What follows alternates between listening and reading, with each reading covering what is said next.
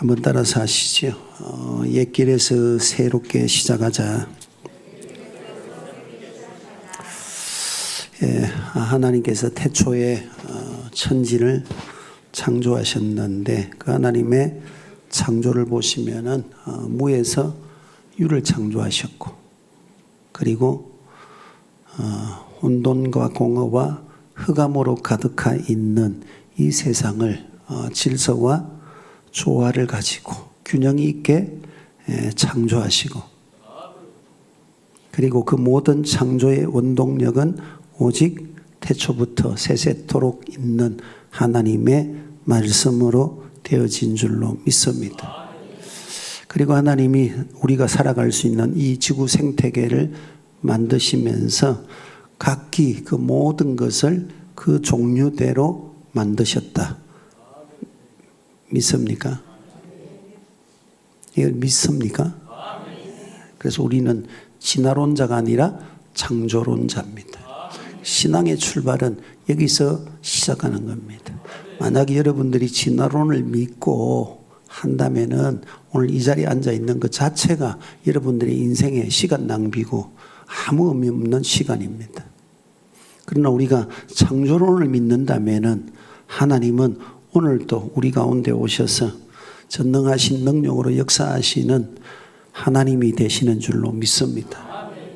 그 하나님께서 이 세상 만물을 지배하고 다스릴 수 있도록 하시기 위하여 하나님의 형상과 모양으로 사람을 만드시는데 남자와 여자를 만드셨더라. 할렐루야. 그러므로 남성과 여성이 있지 다른 성은 없다는 사실을 확신하십시오. 그래서 다른 성을 주장하고 다른 성을 이야기하는 사람은요, 마귀에게 미혹된 자고, 더 나아가서 하나님을 반역하고 대적하는 사상을 가지고 있다는 사실을 아시고 심령으로 나사렛 예수 이름으로 너는 내게서 떠나가라. 할렐루야. 그런 사람하고는 교제를 단절하셔야 돼. 그 전에 아무리 친밀하고 가까운 사람이었다 할지라도, 그게 설령 혈육이라 할지라도 여러분을 미혹하여서, 미혹의 목적은 어디에 있죠? 미혹의 목적은 어디에 있습니까? 하나님의 생명을 잃어버리게 만드는 데 목적이 있습니다. 더 나아가서 우리를 마귀와 함께 심판에 이르게 하는 데 목적이 있는 거예요. 그러므로 절대 우리는 혈육이라도 우리를 미혹해 하는 자의 말은 들어서는 안 되는 겁니다. 그래서 신명기 13장에서 너희 가운데서 꿈꾸는 자, 그리고 그 말하는 것이 이루어지는 것이 있다 할지라도 그것으로 말미암아 우리를 하나님께로 이끌지 아니하면 여러분을 미혹하는 자이기 때문에 그들을 멀리하라는 겁니다. 경계하라는 겁니다. 믿습니까? 왜냐하면 신앙은요, 일순간에 잃어버릴 수도 있습니다. 일순간에 우리의 신앙생활이 다 공연불이 되어서 무너질 수도 있어요. 탑은 쌓는 것은 어렵지만은 무너뜨리는 것은요, 한순간입니다. 그래서 마지막 때가 되면은 주님이 나타나는 첫 번째 징조가 미혹이라고 하신 거예요. 많은 거짓 선자가 와서 내 이름으로 너희를 미혹해 하리라. 내 이름으로 미혹해 한다는 것은 예수 이름을 부정하게 만들거나 내가 예수다는 헛소리를 하는 망상가가 되거나, 또는 내 이름으로, 그 말은요, 주님의 말씀으로 우리를 미혹해 한다 그 말입니다. 믿습니까? 신앙생활도 어중간한 것은 지금 미혹당하고 있는 거야. 신앙생활이 지금 뭔가 지금 잘못된 길로 가고 있다 그 말입니다. 분명한 것은 성령의 역사고, 할렐루야. 섞이는 것은 마귀의 역사예요. 마귀의 역사예요. 하나님께서 천지와 만물을 창조하실 때 각기 종류대로, 믿습니까? 암수와 수수로서 만들어 놓으셨다 그 말입니다. 그 다른 성은 없다 그 말입니다. 아메바는 달라요. 아메바는 그 속에 암수가 같이 있어요, 여러분. 물론 식물들 가운데서도 암수가 같이 있는 것들이 있습니다. 그러나 그것은 하나님께서 본래 창조하실 때 그렇게 창조하신 것이고, 진화론자들이 말하는 것처럼 생태계 환경이 바뀜으로 말미암아서 그 형태가 다른 종으로 진화되어지는 것, 이건 아니다 그 말입니다. 믿습니까? 본래 하나님이 천지 만물을 창조하신 것은 인간으로부터 시작해서 모든 피조 세계는요, 그 종류대로, 그 독특한 성대로 존재하도록 창조하셨다. 할렐루야. 그래서 남성과 여성이 있고 암수가 있는 것이고 짝이 있는 것이고, 믿습니까? 거기에 다른 것을 갖다 붙이는 것은 다 미혹해하는 역사이기 때문에 그 미혹해하는 일을 하는 자들이 혹 여러분 가운데 성경으로 주님의 말씀으로 예수 이름으로 한다 할지라도 그 물리쳐야 되는 거예요. 할렐루야. 그리고 하나님이 저와 여러분들을 창조하실 때는 아주 특별한 존재로 창조하셨어요. 아주 특별한 존재로. 그것을 오늘 본문에서는 하나님의 형상과 모양으로, 이마고 데이, 이 라틴어거든요. 하나님의 형상과 모양으로, 영어로 말하면은요, 이미지 오브 갓, 하나님의 형상으로 우리를 만드셨다 그 말입니다. 그래서 사람이 날 때는 부모의 형상을 따라 나타나는 겁니다. 그 부모는 누굴 닮았다? 본래 하나님을 닮았다 그 말이에요. 범죄하고 타락해서 원형이 깨어지기 전에 본래의 상태가요, 우리 예수님의 상태고, 십자가로 말미암아서 망가진 우리의 상태를 다시 회복시켜 놓은 것이요, 구원이다 그 말입니다. 할렐루야. 그래서 우리는 하나님 앞에 나아갈 때 원형의 모습을 회복해서 나가야 되는 거예요. 할렐루야. 그때 하나님 보시기에 힘이 좋은 거예요, 여러분.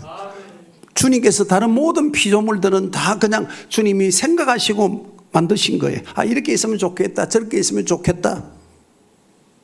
그렇지만 인간을 만드실 때는 하나님께서 깊은 고민과 지혜와 명철과 모략과 재능을 다 동원해 가지고 인간을 갖다가 만드시는데,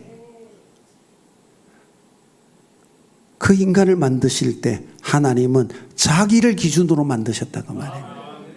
그래서 하나님의 형상대로, 그 말은 당신의 기준으로, 당신의 이미지로, 당신의 성품으로 우리를 존재할 수 있도록 만드셨다는 거예요. 할렐루야. 그래서 우리는 여러분 예수 그리스도 안에서 우리의 존엄성을 갖다 자꾸 회복시켜 가야 됩니다. 인간의 존엄성. 현대 사회는 과학과 문명이 발전할수록 자꾸만 자아를 실현하라고 합니다. 자아 자체가 성경으로 보면요, 하나님을 반역하고 망가진 제 상태가 여러 자아입니다, 여러분. 그런데 자꾸만 자아를 실현해 나가면요, 하나님하고 점점 멀어지고 반역하게 되어지고 하나님의 은혜에서 벗어나게 되는 거예요. 우리는 자아를 실현하는 자가 아닙니다. 하나님의 형상을 회복하는 자입니다. 믿습니까? 그 형상을 우리 힘으로 회복할 수 없기 때문에 주님이 오셔서 하나님의 형상은 이것이다 하고 우리에게 보여준 겁니다. 그래서 예수님께서 사람들이 주님께 질문합니다. 하나님을 보여주시면 믿겠습니다. 얼마나 예수님이 마음이 답답하고 안타까운, 나를 본 자는 이미 하나님을 보았다. 우리 부모들도, 믿음 없는 부모들도 보십시오. 우리 부모는 예수 믿고 돌아가셨지만 부르신 부모들도 보세요. 하는 말이 예수님하고 비슷해. 성경 전혀 모르는데도 어떻게 말하는 거 보면 너무 닮아 있어요. 그 말이 무엇입니까? 자식을 보면 부모를 알고, 부모를 보면 그 자식은요, 안 봐도 어떤 행실인지 개차반인지 칭찬받을 만한 사람인지 알아요, 몰라요? 몰라요? 그러면 여러분들의 눈이 어두운 거지. 인생 허사한 거지, 그거는. 자식 보면요, 야, 부모를 능히 짐작하는 거예요. 부모를 보면요, 자식을 짐작할 수, 물론 그렇지 않을 경우도 있죠. 성경에도 뭐 그런 경우가 있지만 그건 상식선에서 그죠, 예외적인 거니까 예외적인 것을 자꾸만 우리가 그죠 이야기하는 데다가 도입을 하면 안 돼요. 기준에서 그죠, 상식선에서 봤을 때 부모가 어떤 사람인지 하는 것은 자식을 통해서 투영이 되는 겁니다. 하나님을 닮았다, 하나님의 형상으로 닮았다, 그 말은 우리를 통해서 하나님의 모습이 드러나게 되어 있다, 그 말입니다. 그러므로 우리가 예수 그리스도 안에서 구원을 받았다면은요, 우리의 이미지가 예수를 닮아가야 되는 거예요. 얼굴 형태는 다 모양은 다르지만은 우리 속에 있는 내적 이미지는 예수를 닮아가야 되는 거예요. 우리의 살아가는 삶의 방향은 다 다르지만, 살아가는 삶의 모습들은 다 다르지만은 살아가는 삶의 방향은요 같아야 되는 거예요. 그의 나라가 되고 그의 의가 되고 저 천국이 되어야 되는 거예요. 살아가는 우리의 삶의 내용은 다 다르지만은 우리 속에서 삶을 통하여 풍겨나는 것은 그리스도의 삶의 모습이어야 되는 겁니다. 이걸 바울은 성경에서 그리스도의 향기라고 말씀하고 있는 거예요. 너희 안에 이같이 그리스도의 빛을 비추어서 복음의 향기를 드러내라. 그리스도의 향기가 되라. 믿습니까? 우리를 통해서 예수가 안 보여. 예수 이미지가 안 나타나. 예수가 연상이 안 돼. 우리의 삶을 봐도 향기가 없어. 누가 예수 믿겠어요? 믿을 수가 없지요. 지금 하나님께서 우리를 창조하실 때, 나라고 하는 존재를 창조하실 때 당신을 닮은 존재로, 부모와 자식은 동격인 것처럼요. 그래서 예수님께서 나를 본 자는 이미 하나님 보았다. 믿습니까? 따로 하나님을 볼 필요가 없어. 예수 만났으면 하나님 만난 거예요, 여러분. 예수 믿으면 하나님 믿는 거예요. 할렐루야. 하나님을 닮은 자라는 겁니다. 우리 하나님을 닮은 자. 그래서 여기 형상이라고 하는 것은요, 세 가지 면에서 하나님을 닮아 있다 그 말입니다. 첫째는 여러분, 하나님은 인간을 만드실 때 인격적인 존재로서 만드시고 하나님과 관계하게 하신 거예요. 믿습니까? 인격적인 존재. 그 어떤 체험을 통해서 하나님을 안다, 그 수준이 아니에요, 여러분. 그건 우리 신앙의 어떤 첫걸음이죠. 그것을 통해서, 어떤 체험을 통해서 하나님은 존재하시는구나. 그렇다면 내가 그분을 알아가야 되겠다. 이게 여러분 안다는 뜻입니다. 경험을 통해서, 관계를 통해서 하나님을 안다. 그게 여러분 형상이라는 뜻이에요. 첫 번째 뜻이 형상이라고 하는 뜻이 책임적, 관계적인 관계를 통해서 그분을 서로 알고 닮아가는 관계. 이게 여러분 형상이라는 뜻입니다. 우리는 예수를 알아갈수록 자꾸만 하나님 형상을 이루어가야 돼. 예수 형상을 닮아가야 돼. 할렐루야. 그래서 말하는 것도 예수님 비스무리하게 말하고, 살아가는 삶의 내용도 보면은 예수님께서 고아와 가보와 죄인들과 가난한 자와 헐벗고 굶주린 자를 돌아보는 일에 힘쓰시고, 원수라도 사랑해서 용서하기를 힘썼던 것처럼 우리도 그렇게 살아가야 되는 거예요. 그럴 때 저 사람 속에 예수가 계시는구나. 저 사람은 하나님을 닮아가는 사람이구나. 할렐루야. 이게 여러분 인격적인 관계 속에서 이루어지는 겁니다. 우리가 이웃 사람들을 갖다가 아침 저녁으로 왔다 갔다 하면서 안녕하세요 하고 인사를 합니다. 근데 그 사람을 안다고 할 수 있습니까? 그건 여러분 아는 게 아니에요, 여러분.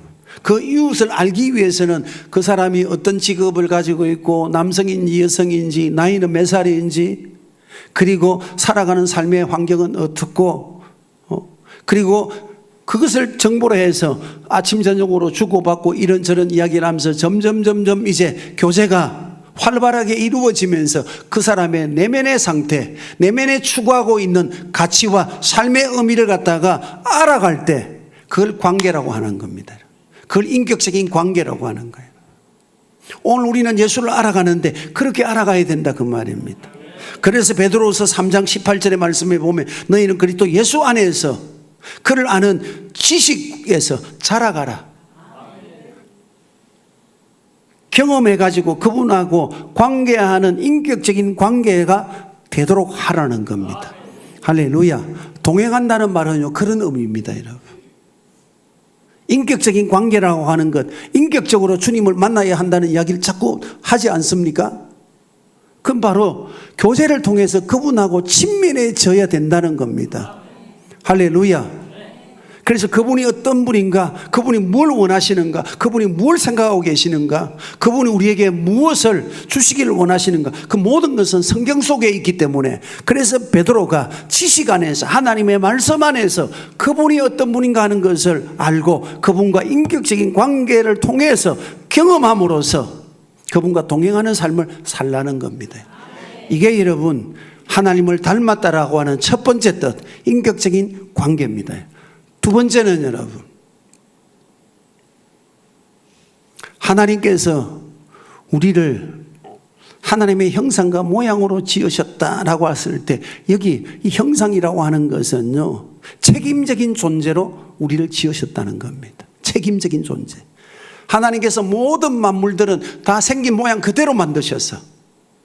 그래서 짐승은 짐승대로 살다가 죽으면 끝나는 거예요, 여러분. 나무는 나무대로 그냥 수명으로 존재하다가 불에 태워지든지 아니면 수명이 다 해가지고 쇠퇴해서 죽든지, 죽으면 그로서 끝나는 겁니다. 심판이 없다 그 말입니다. 그런데 유일하게 인간만은 하나님의 형상과 모양으로 지으셨기 때문에 우리의 삶에 대해서 주님은 책임을 물으시고, 그 책임을 주님 앞에서 감당하기 위해서는 저와 여러분이요, 책임적인 존재가 되어야 되는 거예요. 사람이 한 번 죽는 것은 정한이 있습니다, 여러분. 죄로 말미암아서 모든 피조물들은 다 수명이 정해져 있습니다. 거기서 더하고 덜할 차이만 있을 뿐이지, 정도의 차이만 있을 뿐이지 다 죽습니다, 여러분. 그런데 인간은 죽음으로 끝나는 존재가 아니라 이 땅에 짧게 살았든 길게 살았든 잘나게 살았든 못나게 살았든 어떤 형태의 삶을 살았든지 상관없이 그 삶에 대한 책임을 하나님 앞에서 하나님은 묻겠다는 겁니다. 왜냐하면 그분이 책임적인 존재이기 때문에.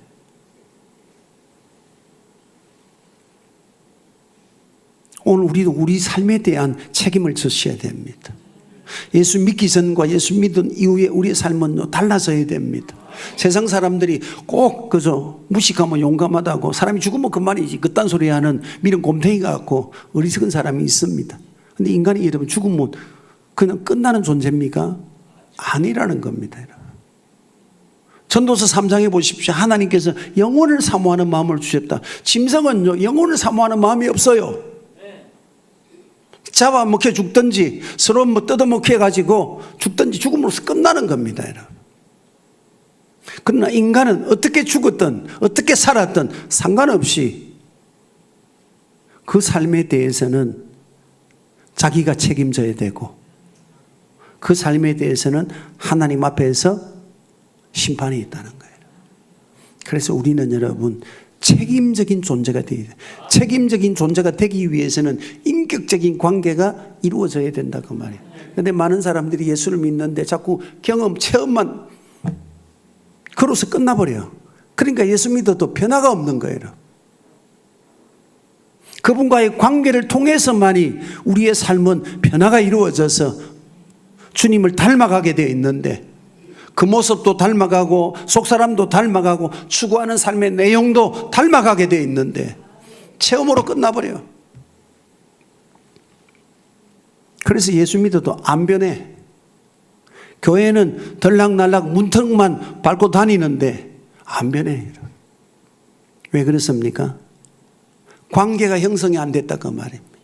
인격적인 관계가 형성이 안 됐다 그 말입니다. 인격적인 관계가 되어질 때 두 번째, 하나님의 형상에 뜨신 책임적인 존재로서 살아갈 수 있게 된다 그 말입니다. 믿습니까? 오늘 여러분 책임적인 존재가 되시기를 바랍니다. 예수 믿은 이후에 내 인생에 대해서는 내가 책임져야 돼요. 믿습니까? 그래서 예수 믿음으로써 인생을 살아가면서 삶에 얼굴에 주름이 생겨나도요, 믿기 전에 주름하고 믿은 이후의 주름은요 완전히 해석이 달라져야 돼요. 요즘 사람은 자꾸만 원판을 갖다가 갈아엎어 가지고 새 판을 만들려고 하는데요, 그렇든 저렇든 인생은 여러분 아무리 그때 주름을 없애도요, 인생의 주름은 있습니다. 그 말을 통해서, 그 사람이 추구하는 것을 통해서요, 드러납니다. 그래서 향기를 붙지 못하면요, 추하다는 겁니다. 아무리 얼굴에 주름은 없어도 그 삶의 내용이 부실하면요, 추한 거예요. 명품을 들고 다닌다고 해서 인간이 명품 되지 않습니다. 우리 집사람처럼요, 시골 저 시장통에 있는 만 원짜리 가방 들고 다니도 인생이 명품이 되면요, 그것도 명품으로 보이는 거야. 믿습니까? 저 어떤 때는 사모님들 옷 입고 다니고 가방 들고 다니는 거 보면, 야, 나는 육신의 남편으로서 집사람한테 너무 소홀했다, 그런 생각이 들어요. 왜냐하면 뭐 개척교회 목사나 사모도요, 보니까 다 뭐 루이비통인가요? 똥 살긴 뭐 그죠? 그 똥색 같은 그런 가방도 들고 다니더라고요. 제가 집사람한테 최고로 좋은 선물 사준 것은요, 그 미국 제품 가운데에서 그래도 브랜드에 들어가는 게 코치라는 게 있거든요. 예. 제가 미국 갔다가요, 그것도 백화점에서 산 게 아니에요. 아울렛에서 샀어. 아울렛이 뭐 하는지 알죠? 대폭 박앤세일 하는데. 근데 보니까 뭐 목사님들, 여목사님들도 다 보니까 어저께 또 결혼식 있어 갔다 오면는데 차 안에서 뭐 여자들은 하여튼 뭐 좀 그런 데 관심이 많은가 봐요. 그죠? 뭐 가방 자랑하네. 중고로 팔아도 몇백만 원. 한 15년 썼는데 몇백만 원이면 새 걸 때는 얼마 주고 샀다는 말이에요.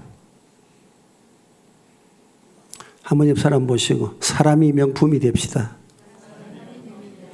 사람이 명품이 되면 짝퉁을 들고 있어도요, 명품으로 보이는 거예요. 이 목사 보세요, 여러분. 어디 좋은 거 안 입고 다니도 다 보면 목사님 좋아 보인대, 여러분. 이 타이 얼마짜리인 줄 아십니까, 이거? 저 남대문 시장 가가 5천 원 주고 메고 다니는 거예요. 물론 또 우리 이근사님이 때에 따라 가지고 좋은 타이도 또 사주시기도 하고, 근사님이 좋은 양복도 사주셔서 입고 다니지만요, 사람이 짝퉁인데 좋은 옷 입고 다니면 뭐 할 건데요? 짝퉁이 되죠. 그렇지 않나요? 이 사람들이 아멘도 안 하고 말이에요. 하나님께서 우리를 보실 때 어떻게 만드셨다는 겁니까? 너무 좋더라. 이걸 영어 성경으로 표현하면 한번 옆 사람 보시고 very good. 하나님 보시고 very good. 그렇죠? 또 어떤 때는 우리가 원더풀 하지 않습니까? 그렇죠? 왜 그렇습니까? 하나님 우리를 지으실 때 애정과 심혈을 기울여서 만들었어요. 사람도 물건을 만들 때 그렇게 애정을 담아서 심혈을 기울여서 만드는 것을 우리는 작품이다, 걸작이다, 명품이다는 겁니다. 그래서 그 루이비통인가 샤넬인가 그런 게 여러분, 그 가죽 얼마나 들어갔다고 그걸 몇 천만 원 합니까? 이유는 여러분, 그걸 만든 사람이 수많은 시간을 심사숙고하고 고민하고 생각하고 이렇게 저렇게도 하다가 마침내 그 하나의 작품을 만들어냈기 때문에 거기에 가치와 의미를 부여하기 때문에요, 사는 사람이 비상에 사는 것이고, 그래서 그걸 가지면 자기도요 한 단계 업되는 그런 기분을 느끼는 거예요. 하나님께서 사람을 창조하실 때 어떻게 하셨다고요? 그렇게 하셨다고 말입니다. 너는 내 작품이다. 너는 나의 생애 최고의 작품이다. 믿습니까? 둘셋 만든 게 아니잖아요, 여러분. 나 하나 만들어 놨잖아요. 믿습니까? 그게 잘생기고 못생기고는 중요한 게 아니야. 그건 여러분들의 망가진 눈으로 보니까 잘생기고 못생기고 그렇게 판단이 되는 것이지, 하나님 보실 때는 다 한 사람 한 사람이 위대한 하나님의 걸작인 줄로 믿으세요. 그래서 인간은 여러분 자아 실현하는 것이 아니라 인간의 존엄성, 곧 하나님의 형상, 이마고 데이, 하나님의 형상을 회복해 가는 것, 이게 여러분 우리가 추구해야 할 우리의 삶의 목표라는 겁니다. 그게 바로 예수로 드러났다고 말입니다. 그래서 우리는 사나 죽으나 예수 닮아가야 돼. 할렐루야. 그럴 때 저 사람은 책임적인 존재다. 참 책임감이 있는 사람이다. 믿습니까? 하나님은 우리를 그냥 버려두시지 않는 거예요. 피로 값주고 사셨기 때문에 주님은 어떻게든지 우리를 갖다가 다시 회복시키기를 원하시고, 다시 하나님과 동행하고 하나님이 주시는 그 놀라운 은총을 누리고 살기를 원하신다, 그 말입니다. 그래서 독생자 예수를 우리에게 내어주신 거예요, 여러분. 하나님이 세상을 이처럼 사랑하신다. 그 이처럼 사랑한다는 뜻은요, 두 가지입니다. 예수 그리스도가 우리를 대신하여 몸 깨뜨리고 피 흘려 주신 그 사랑일 뿐만 아니라, 두 번째 이처럼이라고 하는 그 뜻은요, 하나님께서 오늘 창세기 1장의 말씀과 같이 하나님께서 당신의 형상과 모양으로 창조하시고 그 보시기에 심히 좋은 것, 너무너무 좋았기 때문에 버릴 수 없는 거예요. 지난번에 제가 언젠가 한 번도 그 예를 들어서 설명했지만요, 이 비싸게 명품을 산 사람들이 가방이 망가져도요, 그 가방을 갖다가 수선해가 쓰더라고. 왜? 거기는 많은 값을 지불했거든. 그리고 그 물건을 갖다가 사용하면서 세월의 간격만큼 거기에 애정이 담겨 있는 거예요. 그러니까요, 그 별 볼 일 없는 그 수선비를 가지고 새 물건 사니까 홀라한데도 불구하고 그걸 굳이 수선해가 들고 다니는 거예요. 이처럼이라는 말은 바로 그런 의미가 있는 거예요. 망가져가지고 우리가 우리를 봐도 쓸모도 없는데, 그럼에도 불구하고 주님께서 공들이고 시간 들이고 애정 쏟아서 우리를 만드셨기 때문에 버릴 수가 없는 거예요. 폐기처분할 수가 없는 거예요. 그래서 미련을 버리지 못하고 예수 그리스도를 통하여서 잃었던 우리의 형상을 다시 회복시키시고, 하나님과 파괴되었던 모든 관계를 다시 회복시키려고 주님이 세상에 오셨다, 그 말입니다. 그 말이 여러분 이처럼입니다. 오늘 여러분 자신을 볼 때 그렇게 보시기를 바랍니다. 내 모습이 잘났느냐? 여러분 잘나가 뭐 할 건데, 옛날 어른들이 그러지 않습니까? 인물값하고, 요걸 요즘 말로 말하면요, 꼴값이라는 겁니다. 사람이 여러분 좀 수더분하게 생겨야 그저 남 봐도 뭐 그냥 탐욕도 안 생기고, 뭐 있으면 있는 값도 없으면 없는 값도 뭐 그렇지요. 별나게 만들어 놓으면요, 자꾸 힐끗거리고요, 탐심이 생기는 겁니다. 그래서 잘난 여자들이 바람이 많이 나요, 여러분. 신성이를 보세요. 얼마나 바람이 많이 났습니까? 쓸데없이 잘나가지고. 이 모습 이대로 하나님 보시기에 심히 좋았기 때문에, 할렐루야, 원판 바꾸려고 하지 말고 내 안에 있는 하나님의 형상을 회복시키는데 힘쓰시기를 바랍니다. 그래야 책임적인 존재가 되는 거예요. 그래야 신앙생활이 비포하고 애프터가 달라지는 거예요. 할렐루야. 이게 여러분 형상을 닮았다라고 하는 두 번째 뜻입니다. 세 번째가 무엇입니까? 하나님의 형상을 닮았다, 그 말은요, 하나님을 대신하는 대리권자다, 그 말입니다. 이걸 신약적으로 말하면 하나님의 자녀된 권세를 말하는 겁니다. 할렐루야. 그게 무엇입니까? 오늘 28절의 말씀에 보시면 주님이 모든 세상 만물을 다스릴 수 있는 권세자로 우리를 만드셨다, 그 말입니다. 그게 하나님의 형상을 닮았다는 거예요. 하나님이 세상 만물을 창조하시고 다스리잖아요. 그걸 대신하도록 하나님이 우리를 예수 안에서 구원하여 내신 거예요. 믿습니까? 하나님의 대리권자로서 살아갈 수 있기를 주의 이름으로 축원합니다. 그 대리권자는 무엇입니까? 하나님의 뜻을 대신하여서 그 뜻을 행하고 살아가는 사람, 그 사람이 대리권자고, 이게 바로 예수 믿는 저와 여러분이다, 그 말입니다. 그래서 우리는 하나님의 뜻을 위해서 살아가야 돼. 그 뜻을 이루어가는 데 힘써야 됩니다. 할렐루야. 그리하면은 주님께서 우리에게 주시는 두 번째, 하나님이 사람을 창조하실 때 하나님의 모양과 형상으로 창조하신 그 창조의 독특한 두 번째 뜻은, 여러분, 우리 하나님은 우리에게 날 때부터 복된 존재로 만들어 주셨다는 겁니다. 내가 막 복을 갖다가 힘쓰고 애써가지고 복을 갖다가 복을 갖다가 내가 만들어내는 게 아니에요. 하나님께서 이미 우리에게 복을 주셨다고 말입니다. 그래서 28절에 보십시오. 생육하고 번성하고 땅을 정복하고 지배하고 다스리라. 5가지 축복입니다. 이 5가지 축복은 인간이 이 땅에 살아가면서 다 추구하는 축복입니다. 그런데 이 모든 축복을 딱 2가지로 나누면은요, 번성과 사명입니다. 다시 말하면은 우리가 이 5가지 복을 누리면서 번성의 삶을 살아가기 위해서는 사명이 중심이 되는 삶을 살라 그 말입니다. 그래서 예수님께서 너희는 먼저 그의 나라와 그 의를 구하라. 믿습니까? 우리가 번성하고 생육하고 충만하고 정복하고 지배하고 다스리는 이 복이 사명으로 살아갈 때 가능하다는 겁니다. 믿습니까? 먹을까 마실까 입을까 염려하지 마세요. 사명을 따라 사시면 우리 하나님께서 우리에게 모든 것을 책임지시고 공급해 주시고 돌보아 주시는 줄로 믿습니다. 우리는 복받고 태어난 자예요. 옛날에 우리가 그렇게 가난해도 부모들이 하는 말이 있지 않습니까? 야야, 지 먹을 것은 지가 가지고 태어난다. 성경을 몰랐는데도 어떻게 그렇게 복음적인 믿음을 가지고 있는지 몰라요. 그렇습니다.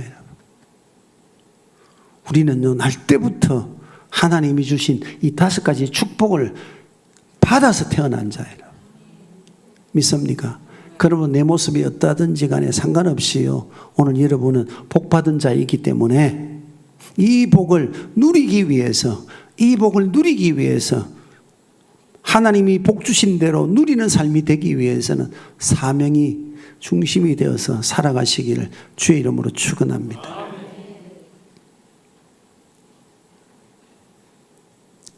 복 받으셨습니까?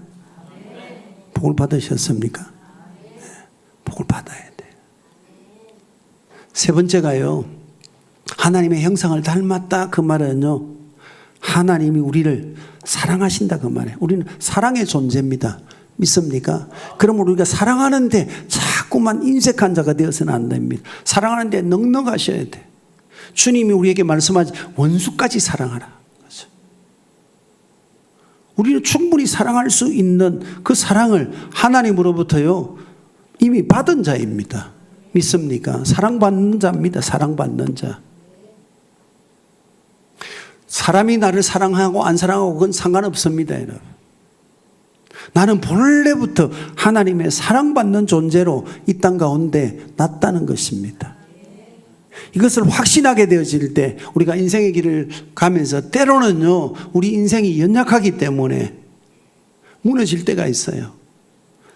보여지는 것 때문에 낙심할 때가 있습니다.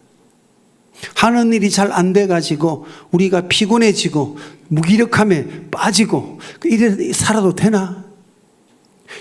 이렇게 살아도 참 인생이 의미가 있을까?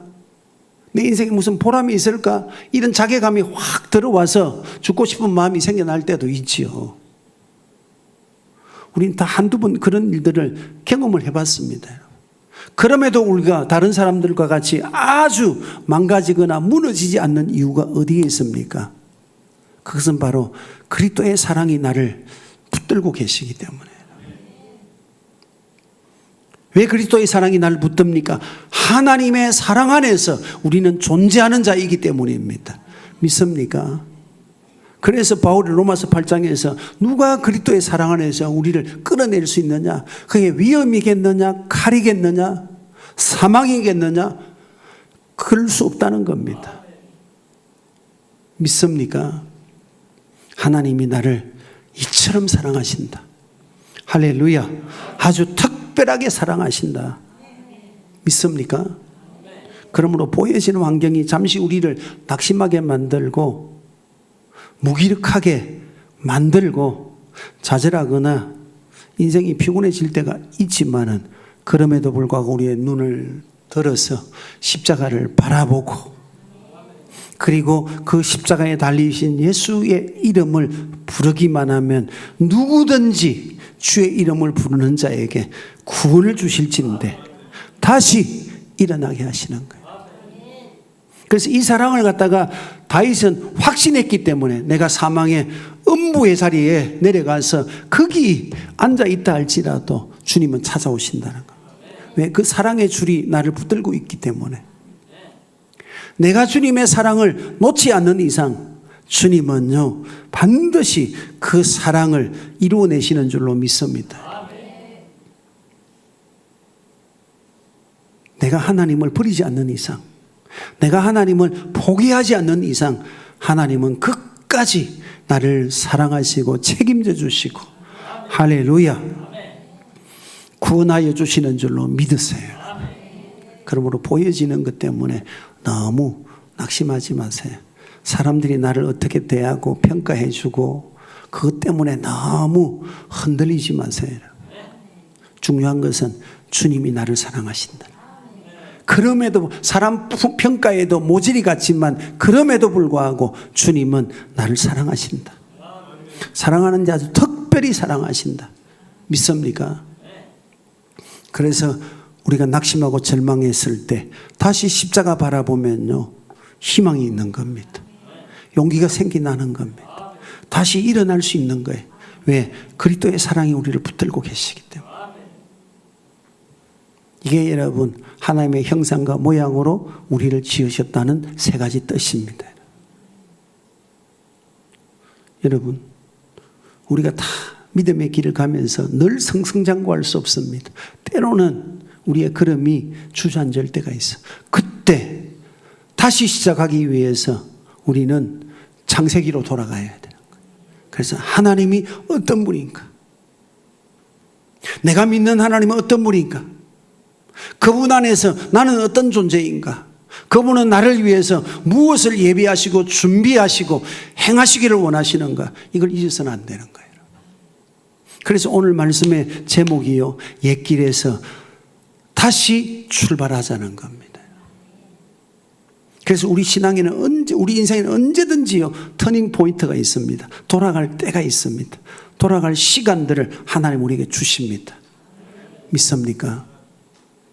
지금이 바로 그런 시간인 줄로 믿으시고 주님의 그 강끈하시는 그 사랑 안에서 하나님이 나를 이처럼 사랑하셔서 당신의 형상과 당신의 모양으로 지으셨기 때문에 우리의 삶을 전 삶을 책임져 주실 것이고 돌보아 주실 것이고 그분은 나의 모든 것을 공급해 주시는 공급자시다. 그래서 다윗이 말하지 않습니까? 그는 우리를 기르시는 목자요 우리는 그의 기르시는 양이라. 믿습니까? 양은 목자를 따라가기만 하면요 초지를 만납니다.